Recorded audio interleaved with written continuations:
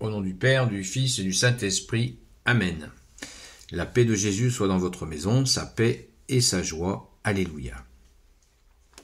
Nous lisons le Saint-Évangile selon saint Marc, chapitre 11, versets 27 à 33. C'est bien ça. Que ta parole, ô Jésus, rentre dans mon esprit, que ma bouche proclame ta parole et que mon cœur l'accueille. Ils revinrent à Jérusalem. Tandis qu'ils allaient et venaient dans le temple, les chefs des prêtres, les maîtres de la loi et les anciens vinrent à lui et lui dirent « De quelle autorité fais-tu cela? Qui t'a chargé de le faire ?» Jésus leur répond « Je vous poserai une question, une seule. Répondez-moi et je vous dirai de quelle autorité je fais cela. Le baptême de Jean était-ce une initiative du ciel ou simplement humaine? Répondez-moi. » Les autres commencent à se dire, si nous répondons que cela venait du ciel, il nous dira, pourquoi n'avez-vous pas cru en lui? Mais comment dire que c'était chose humaine? Il ne le pouvait par crainte du peuple, car tous considéraient Jean comme un vrai prophète. Aussi répondait-il à Jésus, nous ne savons pas. Et Jésus leur dit, je ne vous dirai pas non plus de quel droit je fais tout cela. Merci Jésus pour ta parole. Alléluia. Eh bien, l'exégèse, c'est-à-dire le texte, l'explication de la Bible qui est faite, là c'est la Bible des peuples que je suis en train de lire, et je vous propose de vous lire l'explication de texte qui nous est proposée. Elle est, à mon avis, très pertinente.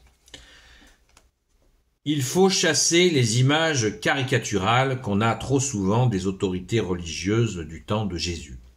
La majorité des prêtres étaient des gens pauvres et qui avaient la foi. Ceux que Jésus rencontre dans le temple sont sans doute les officiers de la garde qui veillaient sur l'ordre dans les cours du temple, et le chef du temple était l'un des plus élevés dans la hiérarchie.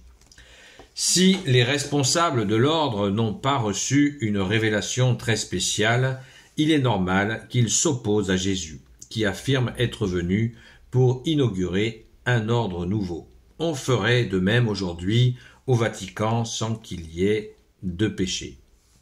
La difficulté vient de ce que les prêtres ne sont limités à maintenir l'ordre. La difficulté vient de ce que les prêtres se sont limités à maintenir l'ordre du culte et à résoudre les 1000 problèmes de la coexistence avec les Romains. Et ils ne se sont pas émus des mouvements religieux qui avaient pris naissance dans le secteur du Jourdain. Jean-Baptiste et les autres baptiseurs constituaient un mouvement parallèle qui aurait dû les inquiéter. Eux-mêmes n'ont pas bougé. Pouvaient-ils s'incliner devant un mangeur de sauterelles, comme était Jean, et lui demander son baptême? Mais alors, ont-ils autorité pour interroger Jésus, dont l'action se situe dans la même ligne? Très intéressant, n'est-ce pas? Merci Jésus. Alléluia. On voit là une belle analyse de contexte, vous voyez, toujours réfléchir au contexte, c'est magnifique. Merci Jésus de bénir ceux qui nous transmettent cette réflexion, voilà, qui nous plonge vraiment dans l'explication de ce match, cette bagarre entre Jésus et ceux qui refusent sa doctrine.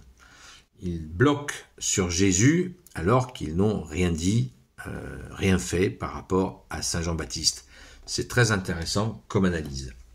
Donc je nous invite à la méditer, et on voit là les gardiens du temple. Vous connaissez l'expression, oula, ceux-là c'est les gardiens du temple. Et bien elle vient de là, tout simplement. C'est exactement ça. Et les gardiens du temple, ils gardent l'édifice, alors que Saint Jean-Baptiste était déjà, comme son nom l'indique, le précurseur pour annoncer le Messie tant attendu, ce qui était dit bien sûr dans le temple, que le Messie arrivait. Eh ben, ils se sont fait dépasser par les événements, c'est-à-dire ce Saint Jean-Baptiste qui est la charnière entre l'Ancien et le Nouveau Testament et qui annonce la venue de Jésus, qui prépare la venue de Jésus et qui sera là, même là au moment où, vous savez, Jésus est descendu dans le Jourdain pour le baptême, au moment où le Père s'est révélé et aussi où l'Esprit Saint, le Père s'est révélé en parlant du ciel, celui-là est mon Fils, écoutez-le, a-t-il dit, merci à ton Père, notre Père, au Jésus, et l'Esprit Saint qui est descendu sur Jésus comme une colombe. Donc la Sainte Trinité s'est manifestée à ce moment-là. Et vous voyez, comme on dit, ils sont en retard d'un métro, les gars. Donc, d'où les frictions. Voilà, j'espère que vous avez compris. Si ce n'est pas le cas, on peut en discuter. Rendez-vous ce soir, comme tous les soirs à 20h, sur TikTok, sur la chaîne Seul Jésus Sauve. Gloire éternelle soit au Père et au Fils et au Saint-Esprit, maintenant et toujours et pour l'éternité. Amen. Ô Jésus, toi qui peux tout et qui portes tout, toi le Sauveur, toi l'Emmanuel, je te confie toutes celles et ceux qui regarderont cette vidéo, ainsi que leurs proches, selon ta seule volonté, ô Jésus. Sainte Marie, Reine des cieux, toi l'Immaculée Conception, toi qui écrases le serpent, toi qui es la lune sous tes pas, toi notre Mère, Notre-Dame. Saint Joseph, toi le juste et le saint, toi le sage, toi la terreur des démons, toi le saint gardien de la Sainte Église catholique apostolique, Sainte Marie-Madeleine, notre chère Sainte Patronne, et vous tous les saints et saintes, amis de toi Jésus, Saint Michel Archange qui est comme Dieu, Saint Gabriel Archange, Saint Raphaël Archange, et vous tous les anges qui servez Jésus, nous vous confions, je vous confie toutes celles et ceux qui regarderont cette vidéo, ainsi que leurs proches, selon ta seule volonté, ô Jésus. C'est vraiment un grand bonheur d'avoir ces explications de contexte. Je ne cesse de le répéter, allez toujours chercher le contexte. Beaucoup trop de gens parlent de la parole de Jésus sans écouter le contexte historique qui porte pourtant très souvent des réponses très importantes à la compréhension de ta parole, bien-aimé Jésus. Merci Jésus d'être le roi de gloire, le Dieu de nos vies. Amen. À très vite.